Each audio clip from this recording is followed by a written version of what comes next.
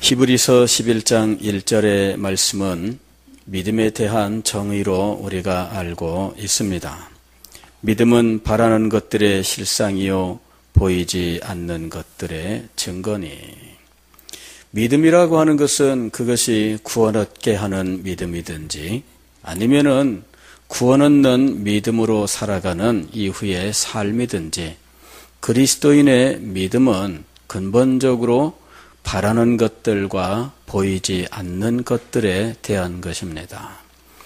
우리는 이미 예수 그리스도께서 오신 사실을 믿고 있지만 구약시대의 성도들은 앞으로 오실 예수 그리스도를 믿었던 것입니다. 그리고 우리 또한 이미 오신 예수 그리스도와 더불어서 앞으로 오실 예수 그리스도를 믿고 있습니다. 그래서 근본적으로는 오실 분에 대한 것, 바로 그것이 우리가 믿는 믿음의 핵심인 거예요. 오실 분이라고 하는 것은 아직도 우리의 눈에는 보이지 않는다는 것이고, 또 오실 분이라는 것은 그분에 대하여 기다리고 바란다는 것을 의미하고 있는 것이죠. 믿음은 바라는 것들의 실상이요 보이지 않는 것들의 증거니. 여기 실상이라고 하는 것은 바로 그것을 지금 이곳에 있는 것으로 만들어주는 것을 의미합니다. 바라는 것, 바로 그것을 우리는 손에 쥐지도 못하였고 보지도 못하였으나 그러나 지금 우리에게 있는 것으로 누린다는 것을 의미합니다. 자, 우리는 이렇게 예수 그리스도를 믿어 믿음의 백성이 되었는데, 우리가 이 세상을 살아가는 동안 우리의 눈을 현혹시키는 일들이 얼마나 많고 우리의 마음을 흔드는 일들이 얼마나 많은지 모릅니다. 애초에는 보지도 못하였던 예수 그리스도를 믿음으로 우리의 믿음이 시작되었지만, 그러나 이 세상을 사는 동안에 우리의 그 믿음을 흔드는 일들이 얼마나 많이 일어나는지 모릅니다. 우리의 삶 속에서, 우리의 생활 속에서 가지가지 일들이 우리에게 찾아오는데, 때로는 환난과 핍박으로, 때로는 고난으로, 때로는 난관으로, 좌절과 실패로 우리에게 가지가지 일들이 일어나게 마련입니다. 그런 일들 속에서 어떻게 우리는 계속해서 믿음을 가질 수 있으며, 또 그런 속에서 어떻게 풍성한 은혜의 삶을 살 수 있느냐 하는 것입니다. 하나님께서 우리에게 주신 거룩한 명령이 있고 우리에게 주신 사명이 있는데, 그런 것들을 어떻게 지치지 않는 믿음으로 감당할 수 있느냐, 굉장히 중요한 문제입니다. 오늘 히브리서는 믿음의 길을 떠나고 싶어하는 이 연약한 자들에게 대하여 오직 믿음으로 살아라, 계속해서 믿음으로 나아가라 하는 사실들을 권면하고 있는 것입니다.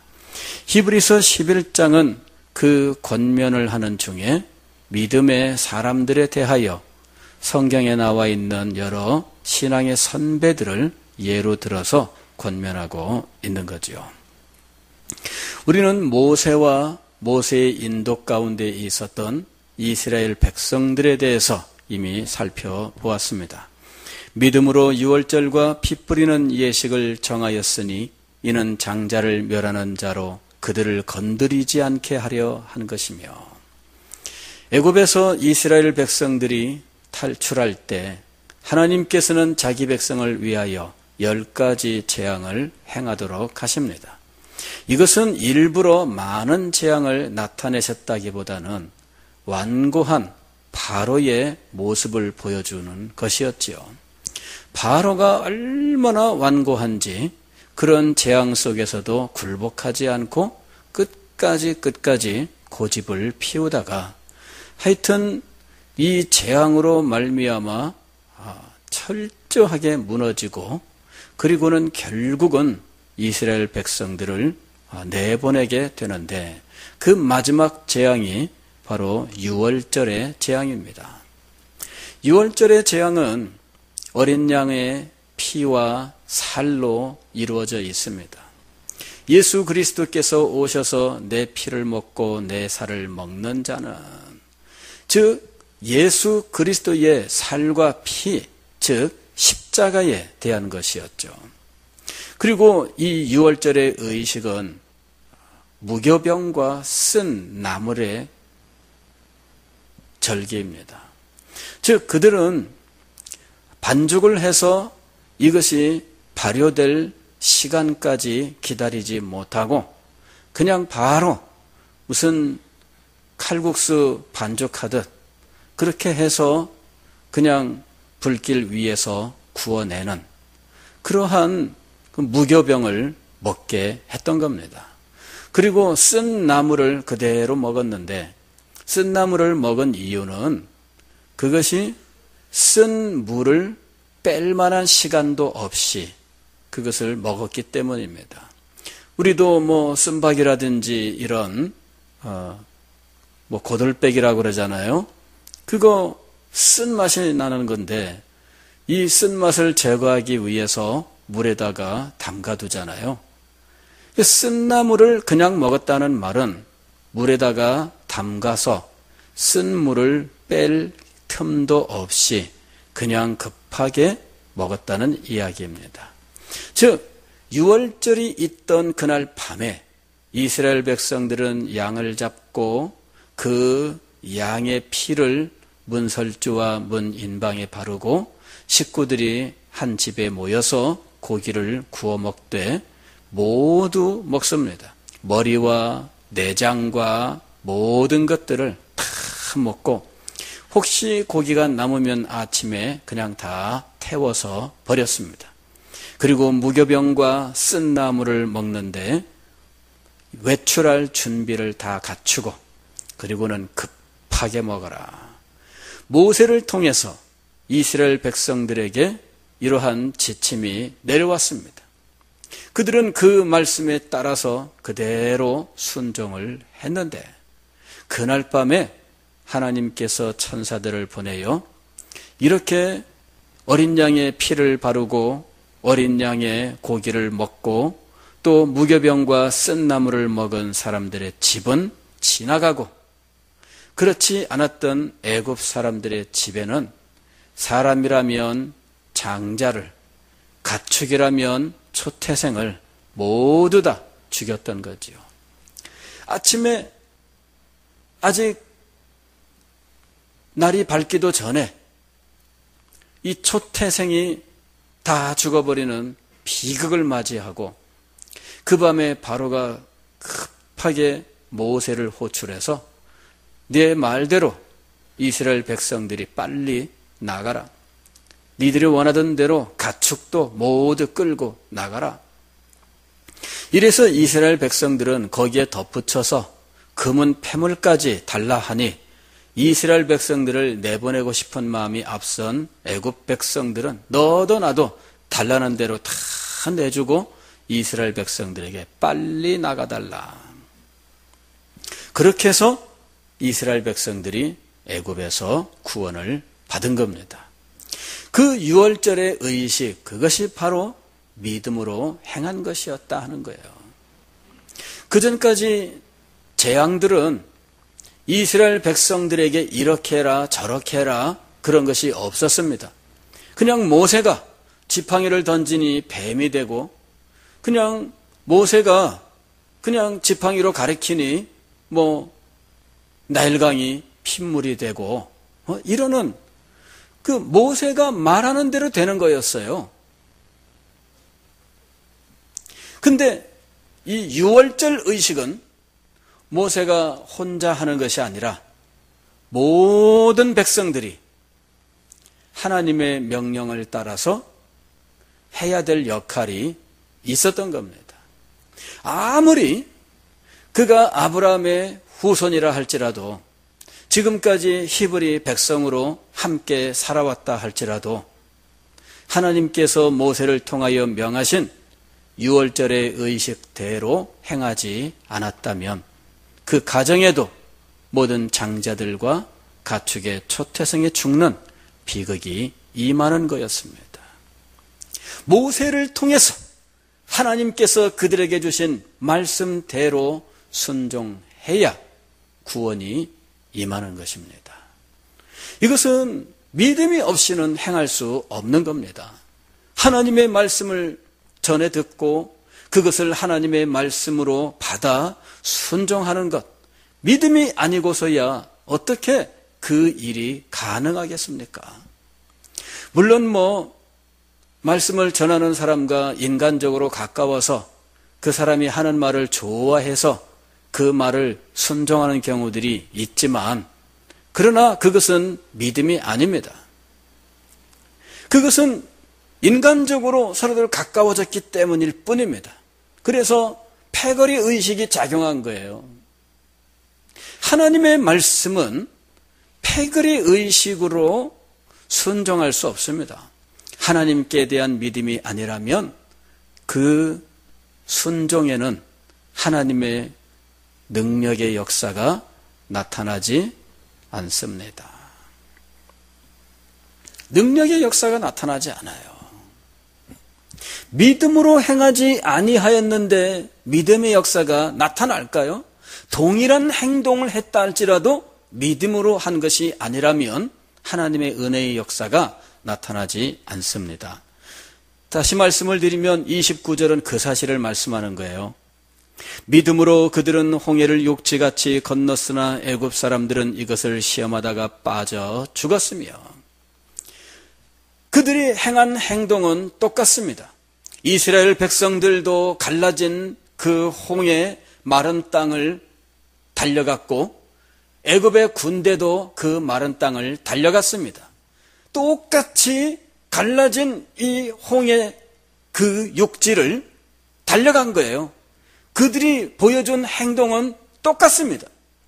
그러나 이스라엘 백성들은 구원을 얻되 애굽 군대는 홍해의 물이 다시 합쳐지면서 수장되어 버리고 말았습니다.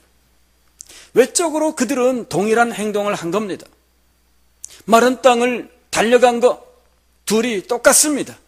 그러나 한쪽은 구원을 얻되 한쪽은 멸망을 받습니다. 둘 사이의 차이점은 무엇이냐? 한쪽은 믿음이 있었던 것이고 한쪽은 하나님을 시험한 것이었죠. 이것이 갈라지기 전에 우리도 쫓아가면 될 것이다. 아니, 갈라진 이 홍해가 합쳐지기 전에 쫓아가면 될 것이다. 그들은 이것이 왜 갈라졌는지 생각지 않습니다. 그냥 현재 자기들이 달려가면 가능할 것 같으니까 달려간 거예요. 외적으로는 동일합니다. 그러나 그 속에는 믿음이 없었던 거죠. 그것이 이들의 운명을 바꾸어 놓은 것입니다. 하나님의 말씀을 듣고 순종하는 것과 그냥 그 사람이 좋아서 순종하는 것과 전혀 다릅니다. 하나님의 말씀을 듣고 그 말씀을 마음에 새기고 순종하는 것이야말로 진정한 믿음의 역사인 것이며, 이런 진정한 믿음의 역사에 하나님께서 은혜와 능력으로 역사하신 것입니다. 이제 히브리서 11장은 광야 생활을 끝내고 가나안 땅에 들어가는 장면에 이르렀습니다. 30절 말씀에 믿음으로 7일 동안 여릴고를 도니 성이 무너졌으며, 믿음으로 기생 라합은 정탐꾼을 평안히 영접하였으므로 순종하지 아니한 자와 함께 멸망하지 아니하였도다. 여리고를 멸망시킨 일과 기생 라합과 그 가정이 구원을 얻은 일을 함께 말씀하고 있죠. 기생 라합은 여리고에 살고 있던 사람입니다. 사람들에게 천대받는 사람이었죠. 오늘날도 이런 일을 행하는 사람이 어디간들 인정을 받고 사랑을 받겠어요? 그 옛날에는 더욱더 천대를 받는 위치에 있었습니다.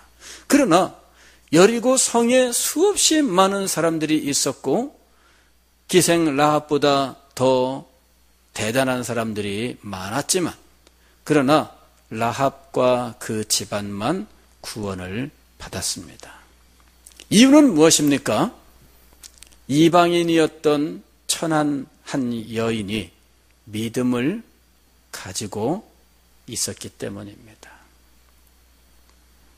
여호수아가 모세가 죽은 후에 모세의 후계자가 되었는데 이스라엘 백성들이나 모세나 참 두렵기 짝이 없는 현실을 맞이했습니다.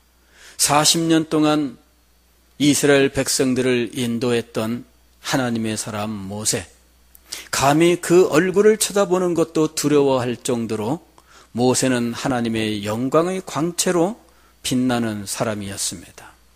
그가 죽고 난 이후에 여호수아가 그 후계자가 되었으나 심히 떨리는 마음을 금할 길이 없었는데 하나님께서 모세에게 나타나서 강하고 담대하라. 네가 할 일은 오직 말씀대로 순종하는 것이다. 너는 이 말씀을 내 마음에 새기고 그 말씀에 명령한 대로 다 순종해라. 그리하면 네 길이 형통할 것이다. 두려움에 잡혀있는 여호수아와 이스라엘 백성들에게 오직 한 가지 길을 일러주시는데 말씀을 듣고 말씀을 믿음으로 순종하라 하는 것이었습니다. 여호수아는 그 말씀을 듣고 마음을 새롭게 합니다. 그리고 그가 처음 행한 일은 두 정탐꾼을 여리고 성으로 보내는 것이었어요. 요단강을 건너면 첫 성이 여리고인데 여리고를 지금 처음으로 함락시켜야 되는 거죠. 그래서 두 정탐꾼을 보냈는데 두 정탐꾼이 들통에 나고 도망을 치는데 기생 라합이 이 두 사람을 숨겨줍니다. 그러면서 라합이 두 정탐꾼에게 한 말이 있지요. 여호와께서 이 땅을 너희에게 주신 줄을 내가 아노니. 그러면서 하나님께서 이스라엘 백성과 함께하사 이 민족들을 멸망시키신 소문이 여리고성에 퍼졌고 그로 인해서 다 지금 두려움에 떨고 있다는 거죠. 그런 상황에서 라합은 하나님께서 이 땅을 너희에게 주신 줄을 내가 안다. 또 너희의 하나님 여호와는 위로는 하늘에서도 아래로는 땅에서도 하나님이시니라. 이렇게 하나님께 대한 그의 믿음을 고백하면서 이스라엘 백성들이 여리고성을 함락시킬 때 나와 우리 집안 식구들을 구원해 달라 하고 부탁한 거죠. 그래서 이 정탐꾼들이 라합의 도움으로 성 밖으로 나올 수 있었고 그리고는 돌아와서 여리고 성 정탐한 사실들을 다 보고를 하게 된 겁니다. 그때 이 기생 라합은 무슨 마음으로 그렇게 했을까요? 그게 바로 믿음입니다. 그가 하나님께서 이스라엘 백성과 함께한다는 사실과 그리고 이제 이스라엘 백성이 요단강을 건너오면 이 여리고성이 함락될 것이라고 하는 사실, 하나님을 믿어야만 구원을 얻는다는 사실을 믿었기 때문에 그는 정탐꾼을 만나게 되었을 때 그들을 숨겨주고 그들에게 자신의 이 믿음을 고백하면서 구원을 부탁한 거죠. 나중에 이스라엘 백성들이 여리고를 함락시킬 때 기생 라합의 집은 구원을 받습니다. 그리고 놀라운 것은 이 이방인이었던 여인, 아니 그 중에서도 참 천대받던 이 여인이 예수 그리스도의 족보에 올랐더라 하는 것입니다. 이것이 놀라운 거예요. 이방 여인으로서 예수 그리스도의 족보에 오른 여인이 두 사람이 있는데 그 중에 한 사람이에요. 그러니 얼마나 놀라운 영광을 얻게 되었는지, 그 천한 여인이 메시아의 족보에 올라갈 정도로 고귀한 위치를 차지하게 된 것은 오직 믿음 때문이었다 하는 것입니다. 그리고 난 이후에 이스라엘 백성들은 이제 정탐꾼들의 보고를 듣고 그리고 요단강을 건너게 됩니다. 그 과정도 놀라운 일입니다. 하나님께서 요단강 물을 마치 댐으로 막듯 한순간에 막아버리니까 그만 요단강이 평평한 골짜기가 되어버리는 거예요. 그 강을 건너고 이스라엘 백성들이 그 강에서 돌 12개를 가져다가 기념 조형물을 만들 때 다시 요단강이 흘러 넘치게 되는 거죠. 그리고는 그곳에서 여호수아는 이스라엘 백성들에게 할례를 행하게 합니다. 광야 40년 세월 동안 할례를 행할 수가 없었던 이스라엘 백성들은 비로소 가나안 땅에 올라와서 할례를 행합니다. 이것이 얼마나 위험한 일인지는 야곱의 아들들이 세겜성 주민들을 학살할 때 할례를 행하여 고통스러워하고 있던 그 세겜성 사람들을 가서 도륙한 사실을 통해 알 수가 있는 거예요. 할례는 남자의 생식기 표피를 잘라내는 일이죠. 그러면은 그것이 아물기까지는 자유롭게 활동하지를 못합니다. 그러니 군사적으로는 그야말로 모든 전투력을 상실하는 일이에요. 그런데 전투력보다도 더 앞서는 것이 무엇이냐? 하나님의 백성의 믿음인 거예요. 그래서 그들은 적군이 쳐들어오면은 대항도 못하고 죽을 그런 아주 위태로운 일이지만 할례를 행합니다. 그리고 요단강을 건넜을 그때가 마침 또 유월절입니다. 유월절 절기까지 다 지키고 그리고는 여리고 성을 향해서 나아가는데 하나님께로부터 온 말씀은 전혀 뜻밖의 말씀이었습니다. 여호수아는 시큰 국리를 했어요. 그는 수십 년 동안 모세 밑에서 군대 장관으로 훈련받은 사람입니다. 물론 회막에서 하나님을 섬기는 일도 훈련을 받았지만 그러나 아말렉과 전투할 때에는 군대를 이끌고 나아가서 제일 앞장서서 이 군대를 이끌었던 장군이기도 합니다. 그러니 이런 사람이 여리고 성에 정탐꾼을 먼저 보낸 것이 당연하죠. 그런데 여리고성 앞에 이르렀을 때에는 여호수아가 행했던 이 정탐꾼을 보낸 일, 이것이 다 의미가 없어지는 하나님의 말씀이 임하는 거예요. 사람은 이렇게도 궁리하고 저렇게도 연구하고 남들 다 행하는 대로 그렇게 행하기도 합니다. 군대를 이끌고 전쟁을 하러 나가는 장군이라면 당연히 정보를 가져야 되겠죠. 지금 전쟁하려는 이 상대방에 대해서 잘 알아야 되지 않겠습니까? 그래서 이런 절차에 따라서 여호수아는 정탐꾼을 보냈던 거예요. 그런데 하나님께로부터 온 명령은 정탐꾼이 아무 쓸데없는 명령이 내려온 겁니다. 너희는 여리고성을 매일 한 바퀴씩 돌아라. 근데 도는데 격식이 있어요. 제사장 7명이 양강나팔을 들고 제일 앞에 섭니다. 양강나팔은 양의 뿔, 그걸로 만든 나팔이에요.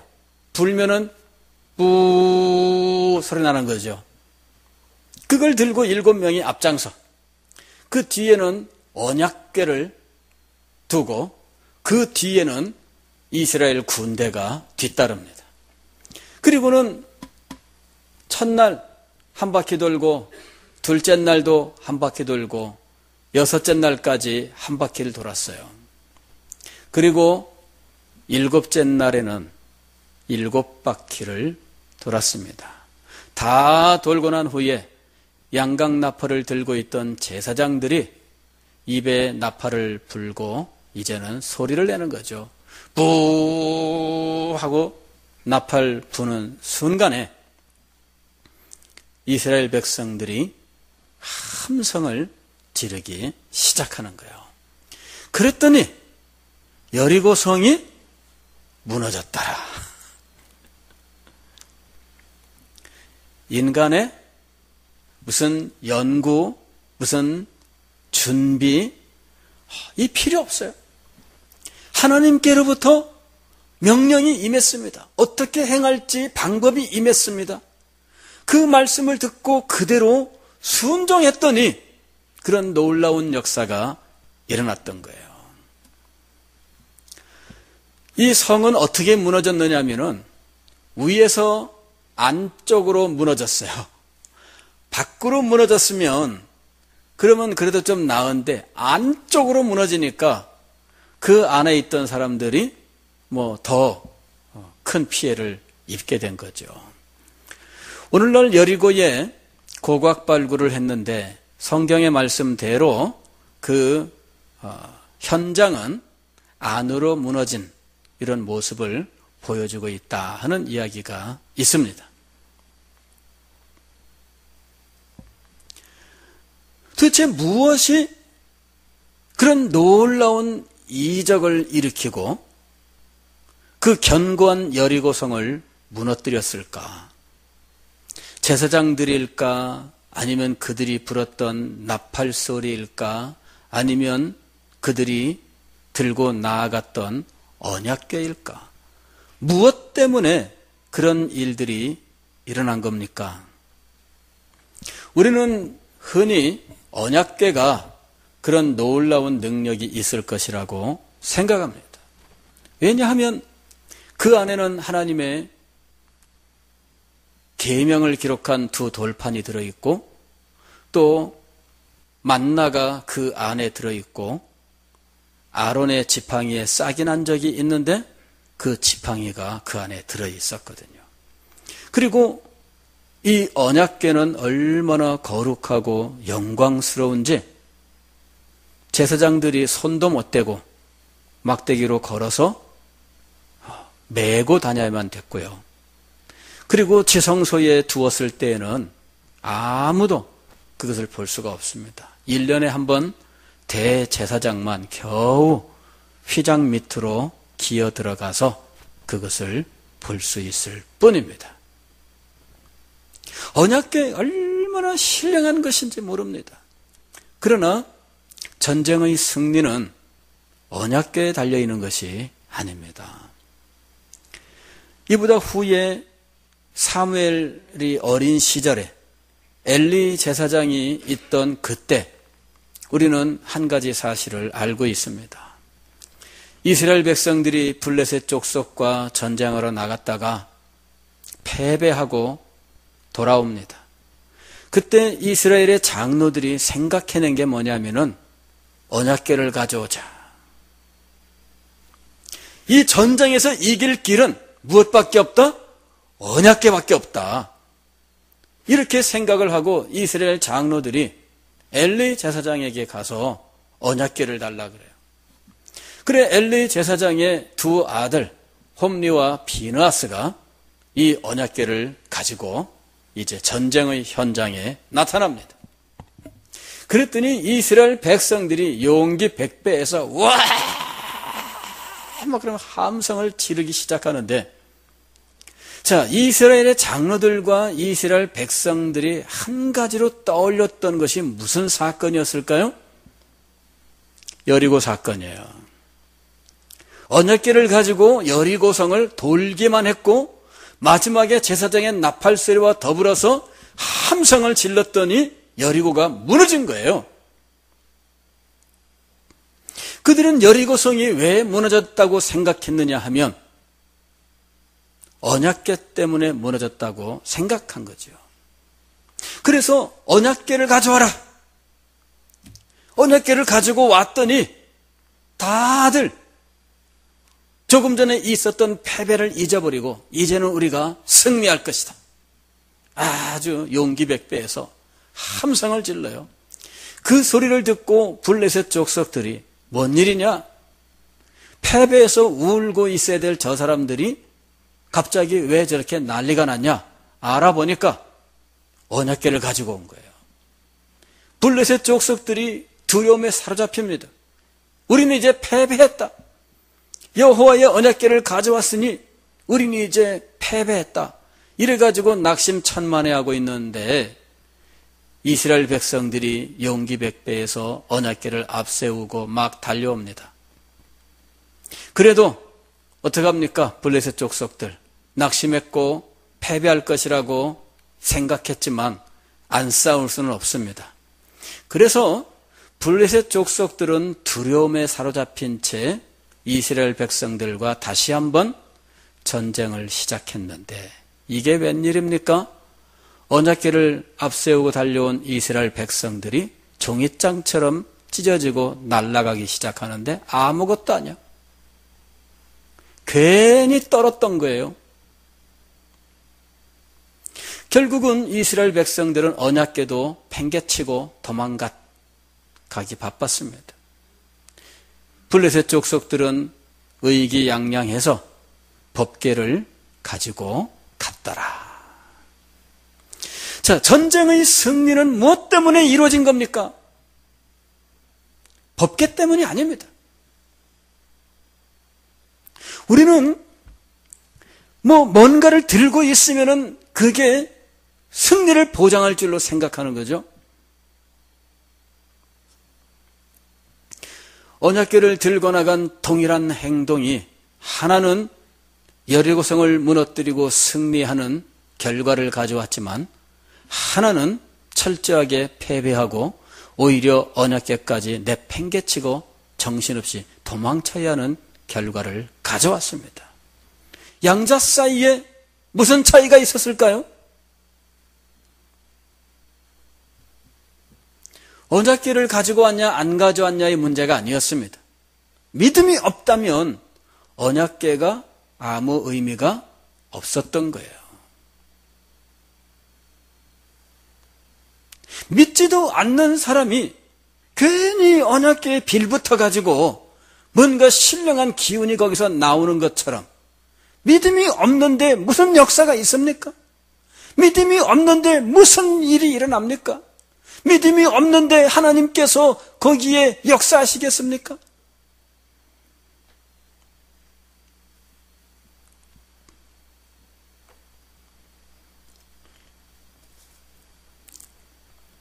성도 여러분, 그리스도인의 삶은 믿음으로 이루어져 있습니다. 믿음으로 이루어져 있습니다. 믿음이 아니라면 여러분이 행하는 그 어떤 신앙의 행위라 할지라도 그것들은 아무런 의미가 없는 것입니다.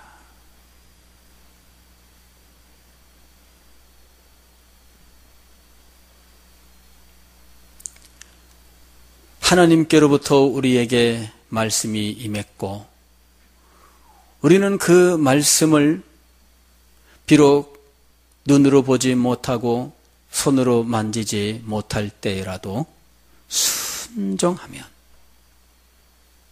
그때 이 순종은 믿음의 순종이에요. 믿음과 순종이 항상 동전의 양면입니다. 이렇게 믿음으로 순종할 때 하나님의 놀라운 역사가 그곳에 일어나는 것입니다. 우리의 평생은 하나님의 능력을 체험하며 살아가는 삶이어야 합니다. 그런데 그 삶은 오직 믿음으로 가능한 겁니다. 사랑하는 성도 여러분, 하나님을 믿으십시오. 하나님의 말씀을 믿으십시오. 하나님의 약속을 믿으십시오. 그리고 그 믿음으로 주님 앞에 예배하고, 그 믿음으로 주님 앞에 기도하고, 그 믿음으로 주님께서 주신 사명을 감당하고, 그 믿음으로 주님께서 우리에게 명령하신 것들을 감당한다면 하나님의 능력의 나타남, 하나님의 그 생명의 역사가 우리에게 언제나 살아 역사할 줄 믿습니다. 이 은혜를 누리시는 여러분이 되시기를 주의 이름으로 축원합니다.